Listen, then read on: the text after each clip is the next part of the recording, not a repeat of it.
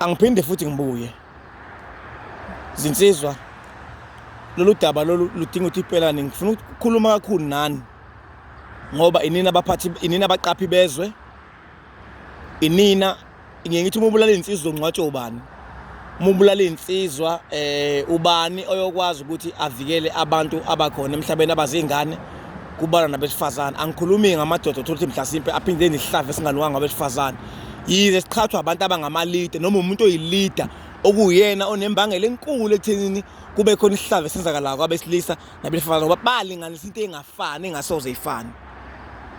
Angidluleke lapho ngithi mina zinsizwa nakho kumele ukulindele mangabe ukuthi usebenzisane nomuntu othothi kuba wagcina amasiko abasindisiwe ngoba ukukhola kohlezi kuyinkinga. Ngithi mina kuwe kulindele ukuthi uma ngabe sewufuna ukuhambisa ilobolo, kushatha ufuna ukuhambisa ilobolo lenkomo bofunele imali ngaliyana, kulindele le ntombani imikhulelwa bazofuna ihlalo lemali into engekho ngoba kunenkomo ekumele ibulawe lapha kuchithwe inigazi. Kumele kwenzeke lokho ngoba kuwusikompilo hayi ngemali. Kulindele ukuthi ngisho senilungisa izinto zenu ezikhomba ukuthi ziyaphambili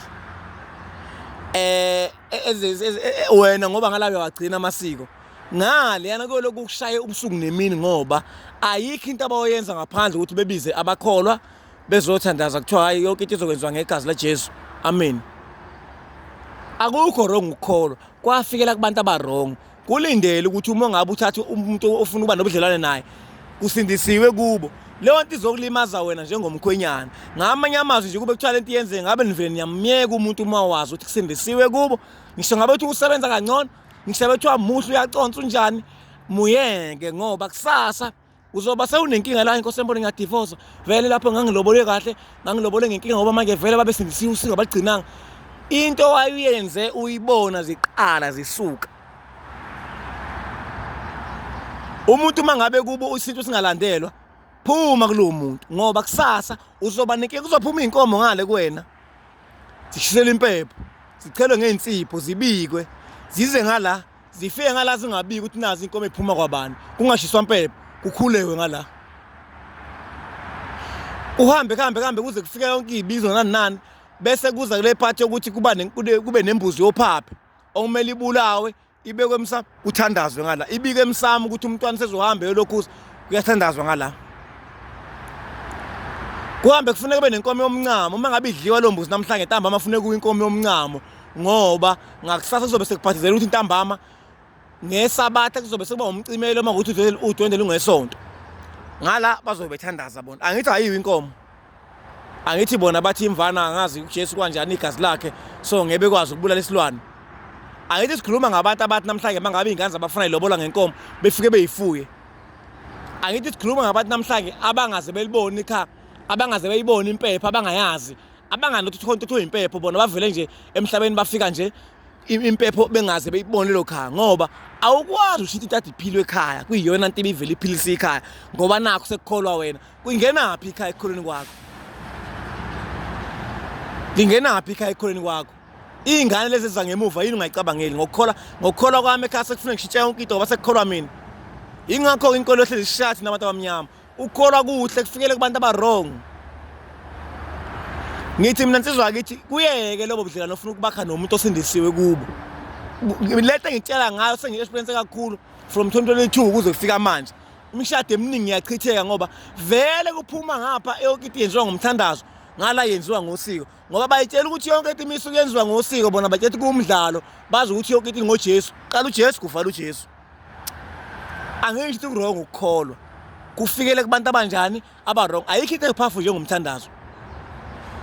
Kuhle ukukholwa kufikele abantu abarong kuphoqa mase kuzongena ekhaya. Ubudlelwane obakha lapho kulowo muzi lowo besindisiwe khona kuzoshaya wena, kushaya unkosikazi wakho, kushaya ingane zakho. Into ongayazi nje. Ngisho ingane sekumele iphume ngosiko ngale sengabe sesashada uma wazo bese ziyakhishwa zona ngembuzi zizomukelwa ngala, ngeke ziyophuma ngomthandazo ngaliyana uzoyimukela na ngembuzi nga which means lonto into engekho edalweni lonto. Mawufuna wakho ubudlelwane obuhle phuma kumuntu kubo kusindisiwe. Ngisho ngamthanda kanjani, ngisho wena umuzazi ukuthi kini isinto siyagcinwa phuma kulowo muntu ngoba uzoba nenkinga kusasa ezoba ingunaphakade ezobamba izingane zakho nawe uqobo ezokuthelela inkinga ngoba kuningi ozobe ukwenza egameni lemali ungakwenzanga ngosimo sokuthi ukhipha izilwane ngoba vele kulowa muzi ngeke benze lutho izilwane abakholelwe entweni kuthiwa isilwane inkomo imbuzi ngoba vele abayibulala ngithi abenzi lutho bona abangcwele hayi siyakholwa la ekhaya Jesus thank you ithe intombazana kosembono ngiyamnyanya uJesu namhla ngihluphe kanje ugogo wami lokho esitshela indaba yokuthi asithandaze and la khona uyangicasula ngoba mefika la uyafika ukuthi ufuna kwenza izinto ezukuthi siyithathephi ngoba sazi ngisho awu besitshela indaba kaJesu yena yini kuphilwa amanga emhlabeni lento eniyenzana nakho amanga nakho uthando ngamanga kuphilwa amanga emhlabeni abafundisi bakhona bashumayela amanga kakhulu mabeshumayela abantshela iqiniso ukuthi thandaza uwenze ngosiko lwakho